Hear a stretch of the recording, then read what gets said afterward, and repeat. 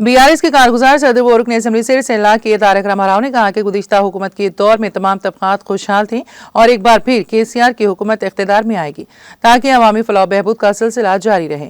इतवार के रोज़ राजना सिरसिल्ला ज़िला मुस्तक़िर में एक शानदार इफ्तार दावत का इनेकाद किया गया, जिसमें कारगुजार सदर के TR मेहमान खुसूसी के अलावा मुस्लिम बिरादरी समेत मुख्तलिफ तबक़ात के अफराद ने शिरकत की।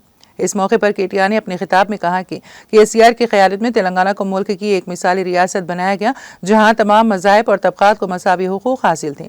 BRS हुकूमत में अक़लियतों की तरक्की से मुतालिक KTR ने कहा कि KCR ने कभी मज़हब की बुनियाद पर सियासत नहीं की, बल्कि तमाम इंसानों को एकसा अहमियत दी।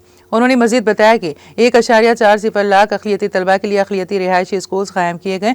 हर तालिब इल्म पर 1.20 लाख रुपए खर्च करके मियारी तालीम फराहम की गई। हिंदू, मुस्लिम और दीगर मज़ाहिब के लोगों को एकसा मौक़े फराहम किए गए। गरीब अवाम को शादी खाने जैसी बुनियादी सहूलतें फराहम की गईं।